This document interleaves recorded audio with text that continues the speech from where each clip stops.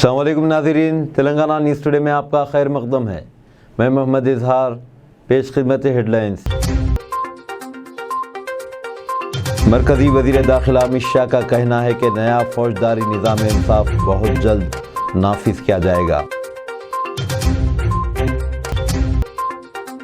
तेलंगाना के chief minister व BRS सरबराह के चंद्रशेखर राव ने खम्मम के लोगों से कहा कि वो ऐसे क़ैद का इंतखाब करे जिसने फलाही काम किए हैं। हैदराबाद डिस्ट्रिक्ट कंप्लेंट कमेटी ने इंतखाबी ज़ाब्ते अखलाक के तहत जब्त करदा इलेक्शन से गैर मुताल्लिका 3.4 करोड़ रुपए की रकम वापस कर दी है। अमित शाह का कहना है कि अगर तेलंगाना में बीजेपी को इख्तिदार हासिल होता है तो पसमानदा तबके के लीडर को चीफ मिनिस्टर बनाया जाएगा। अब खबरें तफसील के साथ। मरकज़ी वज़ीर दाखिला अमित शाह का कहना है कि नया फौजदारी निज़ाम इंसाफ बहुत जल्द नाफिज किया जाएगा और मुजव्वज़ा क़वानीन पार्लिमानी कमेटी के ज़ेर गौर हैं। उन्होंने कहा कि IPC, CPC व शवाहिद कानून की जगह लेने वाले नए क़वानीन को जल्द मंजूर किया जाएगा। हैदराबाद के सरदार वल्लभ भाई पटेल नेशनल पुलिस अकेडमी में IPS प्रोबेशनर्स की पासिंग आउट परेड का जायज़ा लेने के बाद अमित शाह ने ये बातें कही। अमित शाह ने कहा कि दहशत के खिलाफ नाकाबिल बर्दाश्त पॉलिसी अपनाने की ज़रूरत है। उन्होंने कहा कि ज़ीरो टॉलरेंस स्ट्रेटजी और ज़ीरो टॉलरेंस एक्शन होना चाहिए। मरकज़ी वज़ीर ने कहा कि नया फौजदारी इंसाफ निज़ाम 3 क़वानीन की बुनियाद पर होगा। उन्होंने कहा कि नए क़वानीन का मकसद लोगों के हुकूक़ का तहफ़्फ़ुज़ और अवामी हुकूक़ के आड़े आने वाली तमाम ताकतों को शिकस्त देना है। अमित शाह ने तरबियत पाने वाले अफसरों से कहा कि वह आइन को अच्छी तरह समझें और आम लोगों से हमदर्दी के साथ बर्ताव करें। उन्होंने कहा कि IPS अफसरों का 75वां बैच खुशकिस्मत है क्योंकि नए क़वानीन की बुनियाद पर मुल्क की दाखिली सलामती का इंतज़ाम देखना होगा। उन्होंने ये भी कहा कि बैनुल-अक़वामी सतह पर ज्ञान के ख़ात्मे के लिए कई क़वानीन बनाए गए हैं। दहशतगर्दी और मुनज़्ज़म जराइम की नई तशरीह की गई है।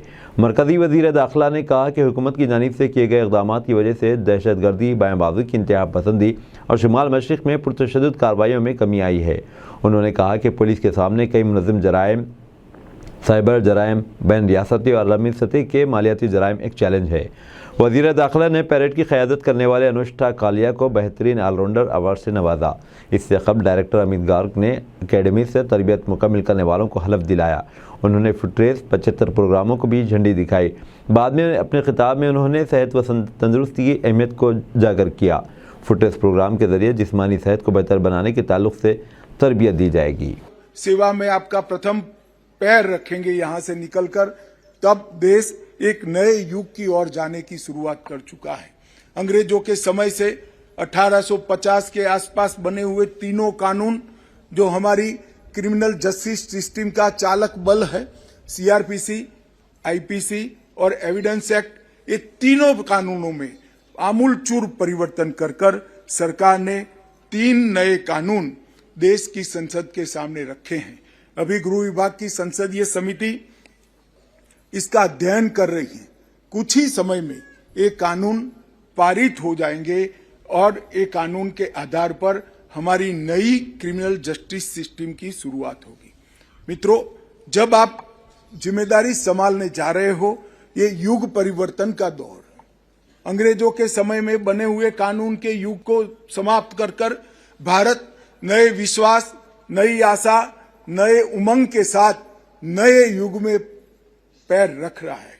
पुराने कानूनों का उद्देश्य शासन को सुरक्षित रखना था। नए कानूनों का उद्देश्य जनता के अधिकारों को सुरक्षित रखना और जनता के अधिकारों को जनता तक पहुंचने में रोकने वाली सभी ताकतों को परास्त करना है। ये मूलभूत अंतर के साथ ये तीनों कानून जब आप प्रशिक्षु से अधिकारी बनकर जाएंगे तब आपके हाथ में होंगे। आपको क्रिमिनल जस्टिस सिस्टम के युग परिवर्तन के दौर में नेतृत्व करने का मौका मिला है। मैं मानता हूं आप सबसे भाग्यशाली बैच है जो नए कानूनों के साथ देश की आंतरिक सुरक्षा को संभालने की शुरुआत करेंगे। आप इन कानूनों के क्रियान्वयन में सबसे पहली पंक्ति में शामिल होंगे क्योंकि कुछ ही समय में आपका पोस्टिंग डिस्ट्रिक्ट के अफसर के रूप में होगा। तो जमीनी स्तर पर इसके इम्प्लीमेंटेशन में आपकी सबसे पहली जिम्मेदारी होगी। आपकी जिम्मेदारी है इन कानूनों को लेटर एंड स्पिरिट में लागू करना। इन कानूनों की स्पिरिट को ढंग से समझकर जनता को उससे सुरक्षित भी करना है और उससे उनके अधिकारों की रक्षा भी करना है। नए प्रावधानों में टेररिज्म की नई व्याख्या की है, ऑर्गेनाइज क्राइम की नई व्याख्या की है, अंतर्राज्यीय गिरोह को समाप्त करने के लिए भी कई प्रोविजन किए गए हैं। टेक्नोलॉजी के प्रावधानों को कानूनी जामा पहनाकर आपको सशक्त किया है। पूरी जांच प्रक्रिया को डिजिटाइज किया गया है। इन्वेस्टिगेशन चार्जशीट की टाइमलाइन को फॉलो करना, फॉरेंसिक प्रावधान हेतु उचित व्यवस्था भी करी है और दोष सिद्धि के प्रमाण को बढ़ाने के लिए समयबद्ध योजना भी इस कानूनों में अग्रसर है। जुडिशरी की व्यवस्था में भी ढेर सारे बदलाव इसमें किए गए हैं। तो संक्रमण के इस काल में आप सभी को बड़ी जिम्मेदारी निभानी है और आगे बढ़ना है।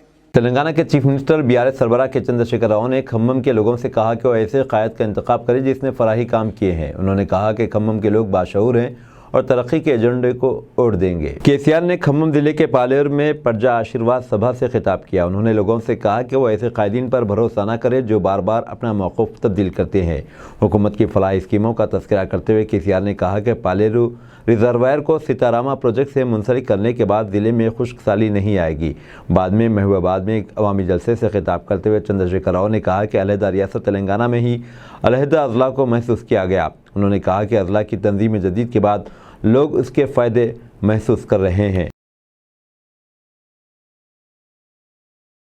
बीआरएस लीडर के कविता ने आज कहा कि पार्टी सरबराह के चंद्रशेखर राव के कामारेड्डी से इंतखाब लड़ने से निजामाबाद और आसपास के जिलों के लोगों में काफ़ी जोश व खरोश है। उन्होंने कहा कि निजामाबाद और दीगर अजला को तरक्की दी जाएगी। कामारेड्डी से ताल्लुक़ रखने वाले कई सरकर्दा शख्सियात ने आज हैदराबाद में कविता से मुलाकात की। उन्होंने कहा कि आबपाशी और दीगर इंफ्रास्ट्रक्चर की तरक्की से किसानों को फ़ायदा पहुँचाया।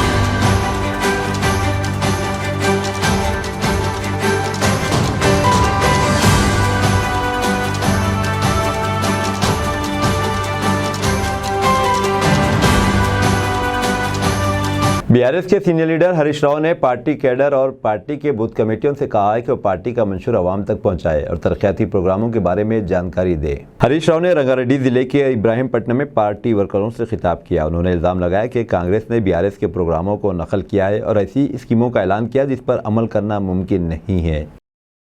चीफ इलेक्टोरल ऑफिसर विकास राज ने जिले अहदेदारों को हिदायत दी कि शिफाफ और पुरअमन माहौल में राय दही के इनेकाद को यकीनी बनाया जाए। उन्होंने मंचरियाल, कोमरम भीम, आसिफाबाद, निर्मल और आदिलाबाद के जिले कलेक्टरों और सीनियर पुलिस अहदेदारों के साथ एक इजलास मुनाकिद किया। उन्होंने आपसी इश्तराक के साथ इंतखाबात के इनेकाद की हिदायत दी।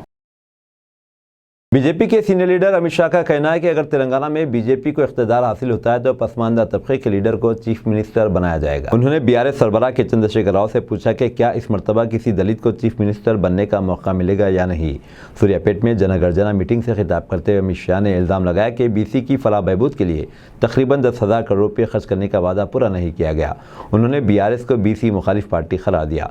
अमित शाह ने कहा कि इख्तिदार मिलने पर बीसी लीडर को चीफ मिनिस्टर बनाया जाएगा।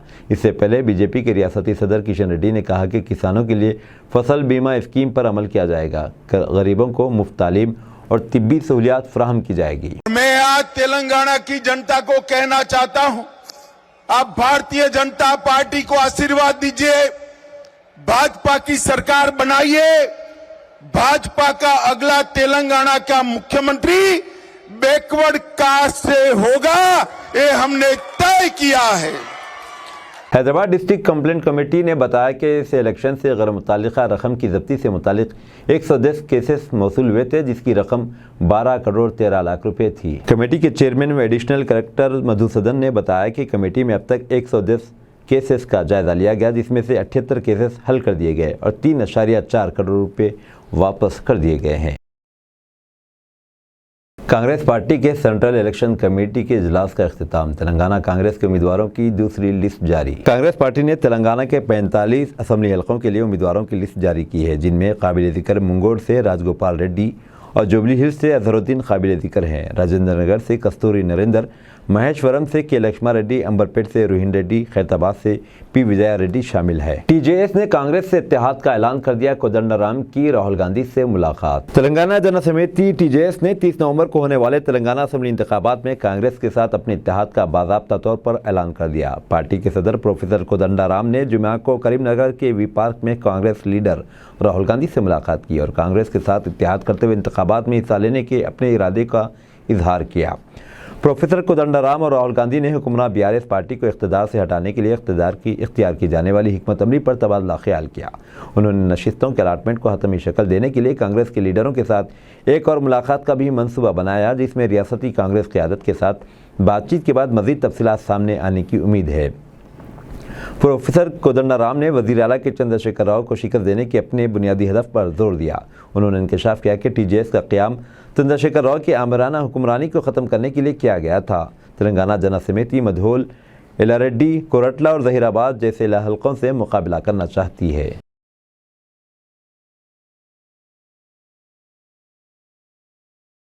सदर तहरीक मुस्लिम शब्बान मुश्ताक मलिक घर पर नज़रबंद। पुलिस ने आज सदर तहरीक मुस्लिम शब्बान मोहम्मद मुश्ताक मलिक को इनके मकान पर नज़रबंद कर दिया। तहरीक मुस्लिम शब्बान की क़यादत में मुख्तलिफ तंजीमों की जानिब से फ़लस्तीनी अवाम की तायद और इजराइल की जारहियत और बर्बरियत के ख़िलाफ़ आज बाद नमाज जुमा बड़ा बाजार ता दारुशफ़ा ग्राउंड रैली निकाले जाने वाली थी। बाद अपने एक वीडियो बयान में मुश्ताक मलिक ने कहा कि पुलिस की जानिब से इन्हें और दीगर तंजीमों के नुमाइंदों को घरों पर नज़रबंद किए जाने पर आज की इस रैली को मनसूख करने का ऐलान किया और कहा कि इस सिलसिले में बहुत जल्द एहतजाजी जलसा मुनाकिद किया जाएगा। आज जैसा कि आप जानते हैं कि बाद नमाज जुमा याकुतपुरा बड़े बाजार से दारुशफ़ा प्लेग्राउंड तक तहरीक मुस्लिम शब्बान और जॉइंट एक्शन कमेटी और मुख्तलिफ मसालिक के उलमा की जानिब से फ़लस्तीन के हिमायत के लिए और इसराइल की बर्बरियत के ख़िलाफ़ एक ज़बरदस्त रैली का इंतज़ाम किया गया था। अफसोस की बात है कि इस वक्त मैं अपने घर पर हाउस अरेस्ट हूँ और पुलिस ने हाउस अरेस्ट किया है और रात देर गए मीर चौक एसीपी की तरफ से हम जो अरेंजमेंट्स की बात करें उसमें रिजेक्शन का एक लेटर भिजाया गया है। अब बात ये बहरहाल 2 डीसीपी साउथ ईस्ट और साउथ जोन डीसीपी ने इस सिलसिले में बहरहाल बात की कि साहब रैली नहीं हो सकती है। अब कौन इसके पीछे है, कौन सी सियासी ताकतें हैं और ये क्यों तमाशा बहरहाल करवाया जा रहा है कि फ़लस्तीन के मसले पर भी लोग सियासत कर रहे हैं, ये बड़े अफसोस की बात है। और ये कि कॉमन इशू है और मजलूमों का इशू है। और फिर आप अच्छी तरह जानते हैं कि ये जो रैली है तहरीक मुस्लिम शब्बान को इलेक्शन कॉन्टेस्ट नहीं कर रही है, ना कोई सियासी जमात है। जितनी जमातें हैं खैर उम्मत हो या फिर शिया ऑर्गेनाइजेशंस हो, उलमा हो, सब नॉन पॉलिटिकल हैं। कोई आपके मुकाबिल भी आने वाला नहीं था, लेकिन इतनी हैबत, इतना खौफ, इतना डर किससे है, किस वजह से है, ये पता नहीं। हाँ, जब इंसान दलाली करता है तो खौफ में जरूर आता है, खौफ जरूर होता है। बहरहाल इसको सबूताज किया गया और मैं नहीं कहता अब कौन सी ताकतें इसके पीछे हैं जो इसको नहीं होने दे रही हैं। बहरहाल मैं तमाम नौजवानों से जो मुख्तलिफ मोहल्लों से रैलियों की शक्ल में निकल रहे थे और फिर बड़ा बाजार याकुतपुरे के अतराफ अखनाफ की मसाजिद के तमाम इंतजामी कमेटियां और मुख्तलिफ नौजवान भी बड़े पुरजोश थे कि हर मस्जिद वाले कह रहे थे कि मलिक साहब नमाज आप हमारी मस्जिद में पढ़ें, हम आपके साथ चलेंगे। तो मैं बहरहाल उन सब का शुक्रगुजार हूँ। लेकिन याद रखिए, मजलूमों की हिमायत के लिए ठहरना दीन ईमान है, और अक्सा हमारा ईमान है, फ़लस्तीन हमारी जान है, ये हमारा नारा है। और आज तमाम प्रोटेस्ट जो बड़े बाजार याखुतपुरे से लेकर दारुशफ़ा मैदान तक होने वाला था, वो कैंसिल किया जाता है। इंशाअल्लाह जलसे का प्रोग्राम और आपके एहतजाज का इंतज़ाम भी इंशाअल्लाह किया जाएगा। आपको मालूम है कि कदम हम जब बढ़ाते हैं तो वापस नहीं लेते हैं, लेकिन कुछ हिकमतें होती हैं, हिकमतों के तहत आज का ये प्रोग्राम कैंसिल किया जा रहा है। पुरअमन रहें, शहर में अमन और अमान को बाकी रखें। किसी किस्म की कोई रैलीज जो शहर के अतराफ व अकनाफ से भी आने वाली थी, जैसे मौलाली है, घटकेसर है, उप्पल है, और फिर बालानगर, ये वो दो जो इलाके अतराफ के हैं, शमशाबाद वगैरह, वो सब से भी मैं गुजारिश कर रहा हूं। फिर शहर के प्रॉपर समझिए कि ओल्ड सिटी और फिर न्यू सिटी, जहां जहां से भी नौजवान निकल के आने वाले थे, उन सब का मैं शुक्रगुजार हूं। सब्र तहम्मुल से रहें। आज का ये एहतजाज कैंसिल किया जा रहा है, लेकिन आवाज बुलंद होती रहेगी। हमारी सांसें जब तक है, कोई ताकत हमको इस आवाज को बुलंद करने से नहीं रोक सकती। ये किसके तमाशे हैं, कौन तमाशा किया है, आप इसका जायजा ले लें और इसका एहतसाब करें तो बहुत बेहतर है। आज दुआएं कीजिए मसाजिद में, गिड़गिड़ा की दुआएं कीजिए मजलूमीन के लिए। इंशाअल्लाह हमारी ये जिद्दोजहद को अल्लाह कबूल करे। और हमने एक मैसेज दिया है कि चार दीवारियों के अंदर मजलूमों की बात मुजाहरा करना है। एहतजाज को मुलतवी किया जा रहा है। अस्सलाम वालेकुम वरहमतुल्लाहि वबरकातुहू। इस वक्त मैं हाउस अरेस्ट हूँ, और समझिए कि पुलिस के दोनों डीसीपी से कल बात हुई, बहरहाल वो कन्विंस नहीं हुए। इलेक्शन संजय सिंह को अदालत ने फिर दिया झटका, अदालती हिरासत में 10 नवंबर तक तोसी। आबकारी घोटाला मामले में गिरफ्तार आम आदमी पार्टी रुकने पार्लियामेंट संजय सिंह को एक बार फिर अदालत से झटका लगा है। संजय सिंह को अदालती हिरासत 10 नवंबर तक बढ़ा दी गई। जुमा के रोज राउज एवेन्यू कोर्ट में ईडी ने इन्हें पेश किया था, जहां अदालत ने हिरासत में तोसी का हुक्म दिया। हालांकि अदालत ने इन्हें एक राहत देते हुए निजी डॉक्टर से इलाज कराने की छूट दे दी है। दरअसल संजय सिंह दियाबतीस और ग्लोकोमा जैसी बीमारियों से मुतासिर हैं। अदालत ने जेल अथॉरिटी से कहा है कि संजय सिंह को आई सेंटर ले जाकर इनका इलाज करवाएं। ज़रूरी सिक्योरिटी के दरमियान इन्हें अस्पताल ले जाने की हिदायत भी दी गई। एसडीएम ने उत्तर प्रदेश की गवर्नर आनंदीबेन को भेजा सुमन, गवर्नर सेक्रेटरीट हैरान। उत्तर प्रदेश के बुदायूं में एक सब डिविजनल मजिस्ट्रेट एसडीएम ने एक केस में गवर्नर आनंदीबेन पटेल को सुमन जारी किया है। सुमन जब गवर्नर सेक्रेटरीट में मौसूल हुआ तो सभी हैरान रह गए। इस मामले में गवर्नर सेक्रेटरीट की जानिब से जवाब दिया गया है, जिसमें बताया गया कि गवर्नर को इस तरह से सुमन नहीं भेजा जा सकता। इस मामले में बुदायूं जिले मजिस्ट्रेट डीएम को मुनासिब कार्रवाई की हिदायत दी गई है। मौसूल इत्तला के मुताबिक ये पूरा मामला एक ज़मीन के मुआवजे से जुड़ा हुआ है। यहाँ पर लौड़ा बिहड़ी के चंदरहास की तरफ से शिकायत दर्ज कराई गई थी। मुद्दई ने अपने मुकदमे में पीडब्ल्यूडी अफसर और रियासती गवर्नर आनंदीबेन पटेल को अपना फरीक़कार बनाया था। इस मामले में जब समाअत हुई तो फ़रीक़ैन को भी पेश होने के लिए सुमन जारी किया गया। इस दौरान गवर्नर के नाम भी सुमन जारी हुआ। जब एसडीएम का सुमन गवर्नर सेक्रेटरीट पहुंचा तो अफरा तफरी मच गई।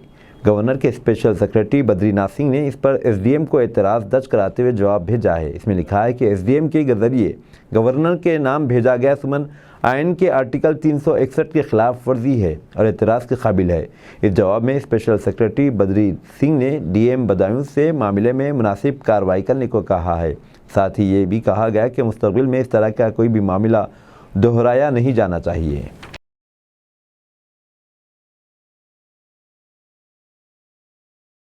कर्नाटक में हुकूमत गिराने की साजिश, अरकान असम्बली को 50 करोड़ रुपए और वजारती ओहदे की पेशकश। कर्नाटक के कांग्रेस रुकन असम्बली गेंगा रवि का कहना है कि रियासत में कांग्रेस हुकूमत को गैर मुस्तहकम करने की कोशिशें हो रही हैं। उन्होंने दावा किया कि इनके साथियों को 50 करोड़ रुपए और एक वजारती ओहदे की पेशकश की जा रही है।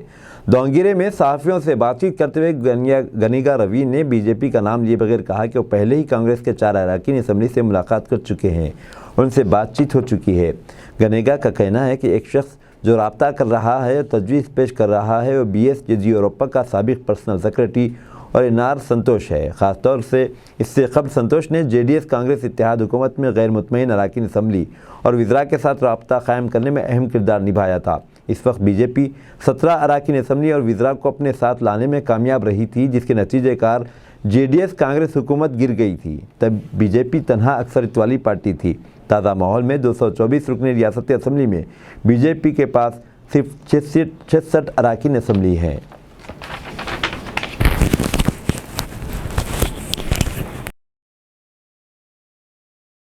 अब दीजिए इजहारुल हक को इजाज़त। मिलते हैं अगले न्यूज़ बुलेटिन में। देखते रहें तेलंगाना न्यूज़ टुडे।